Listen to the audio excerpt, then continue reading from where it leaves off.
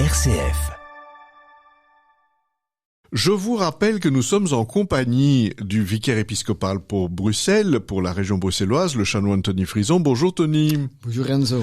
Alors, dans les différentes choses qui se passent pour les catholiques de Bruxelles, il y a évidemment toutes ces choses de la Semaine Sainte qui vont se dérouler dans chaque paroisse, voire même dans chaque communauté.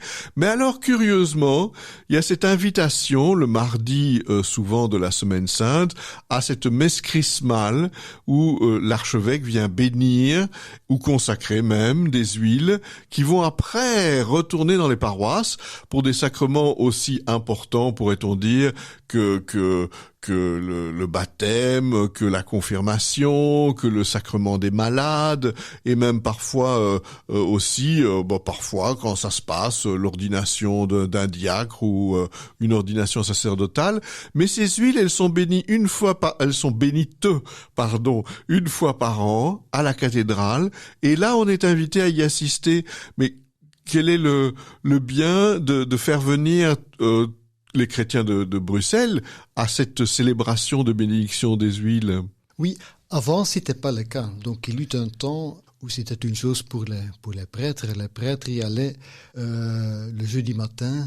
En plus, le jeudi saint, c'était la seule messe, en principe toujours, la seule messe qui peut avoir lieu le jeudi saint en matinée. Et moi, je suis très heureux que ça a évolué, parce que les sacrements, c'est pas seulement une question des prêtres ou du ministre ordonné, mais c'est une question du peuple de Dieu. La totalité du peuple de Dieu est invitée, est attendue pour ces moments festifs, ces huiles qui servent effectivement pour des moments importants dans la vie de beaucoup de personnes.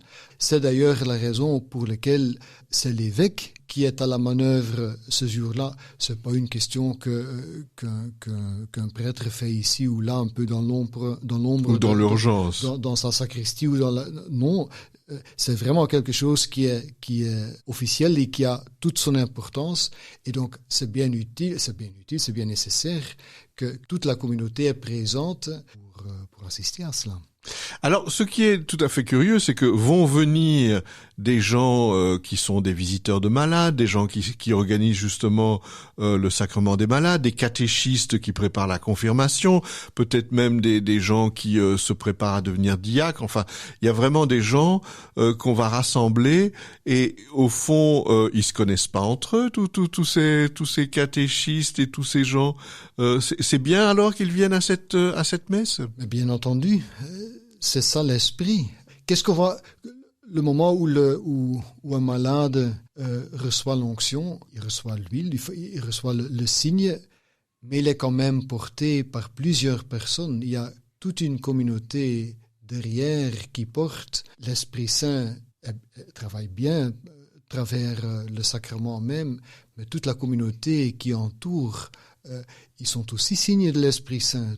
Tous portent le malade. Donc le sacrement, c'est beaucoup plus large, beaucoup plus grand que le moment suprême, je veux dire. Et donc aussi pour l'onction, c'est important que tous y soient.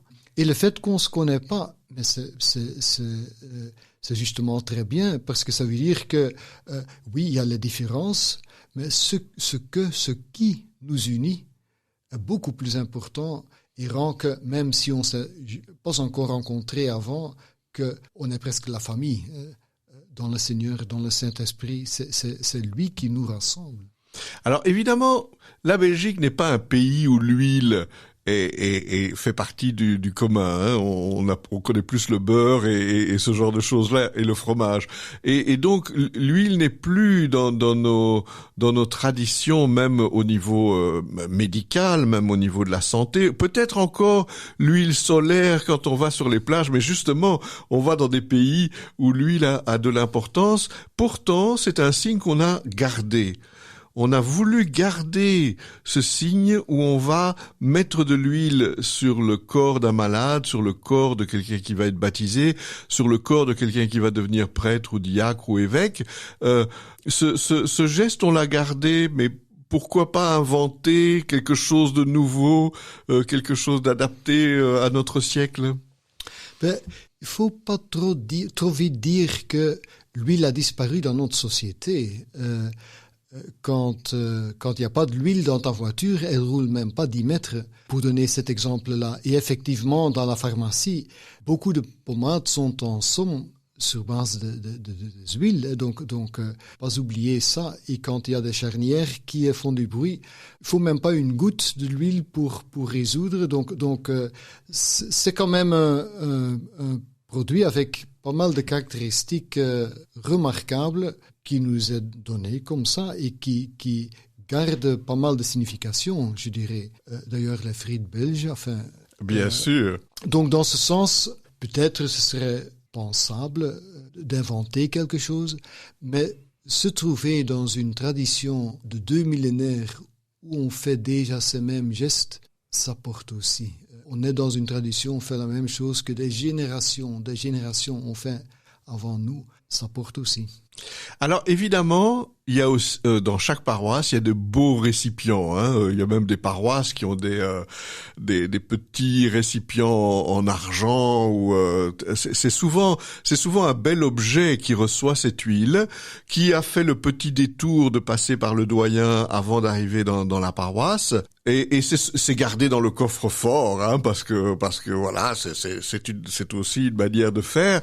En même temps, le fait qu'on ait trouvé un bel objet dans la paroisse pour garder ces huiles, c'est quelque chose qui signifie quelque chose? En soi, je vais dire non, c'est pas vital pour garder l'huile dans un objet artistique. De l'autre côté, le fait qu'on utilise un objet artistique, ça exprime la valeur qu'on donne à cette huile. On peut le mettre aussi dans un petit récipient à verre ou je sais pas quoi.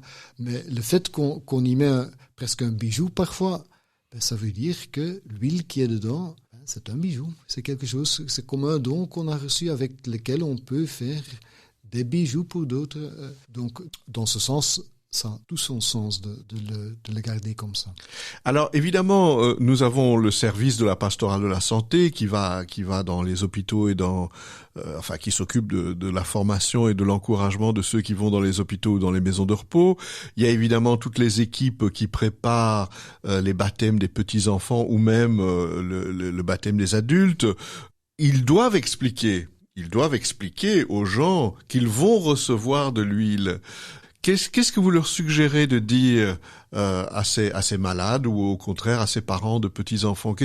Comment vous leur suggérez de s'exprimer?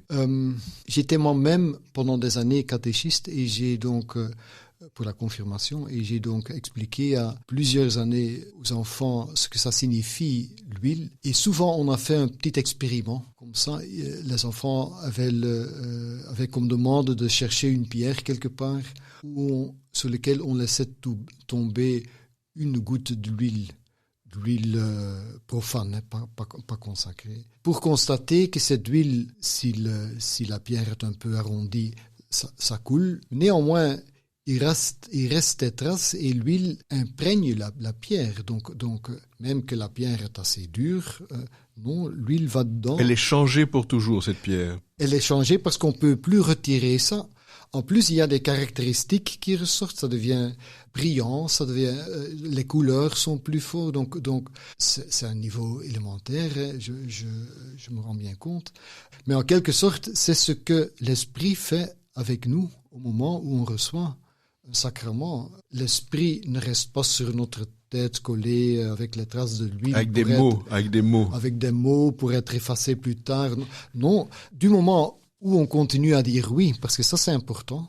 Quand on continue à dire oui, au moment où on dit non, c'est terminé, je pense, mais quand on dit oui, alors l'Esprit continue à trouver son chemin vers l'intérieur et à sortir des caractéristiques, à nous rendre plus beaux, même sans qu'on le sait, sans qu'on fait quelque chose pour, mais c'est un peu ça l'effet de l'huile sur celui qui reçoit le sacrement.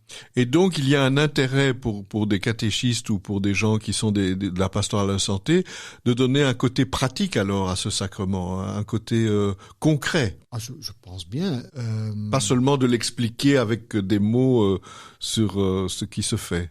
Oui, quand on dit que le sacrement donne de la force, par exemple, ou donne le courage. Il faut s'ouvrir à ça. Mais c'est pas seulement une notion théologique pour une faculté quelque part. Non, c'est quelque chose de concret qui est ressenti par celui qui demande, qui veut le recevoir. Je vous rappelle que cette messe de bénédiction des huiles aura lieu le mardi de la Semaine Sainte, le soir probablement ici à la cathédrale de Bruxelles. Alors bien sûr, on vous précisera l'heure précise et le temps que ça va durer parce que c'est toujours une affaire qui est discutée. Mais vous êtes bien sûr invités à y participer, surtout ceux d'entre vous qui font partie de ceux qui vont utiliser ces huiles. Et pour nous en parler, nous recevions le vicaire épiscopal pour Bruxelles, le chanoine Tony Frison. Merci beaucoup Tony, à bientôt. Au plaisir.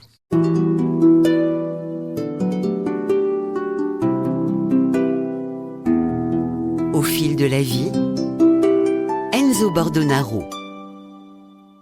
Ici Enzo Bordonaro, je reprends un peu la parole pour vous demander un retour, si vous avez le temps, de nous écrire une carte postale sur l'émission Au fil de la vie que vous venez d'entendre.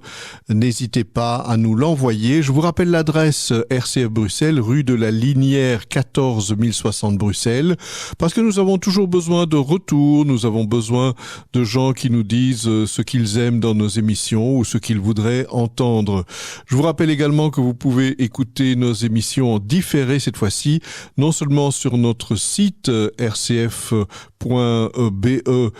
avec évidemment l'onglet de Bruxelles, mais aussi sur d'autres pages de réseaux sociaux comme Facebook, Instagram, LinkedIn, Spotify ou encore d'autres pages de réseaux sociaux. N'hésitez pas à nous laisser un message. À bientôt.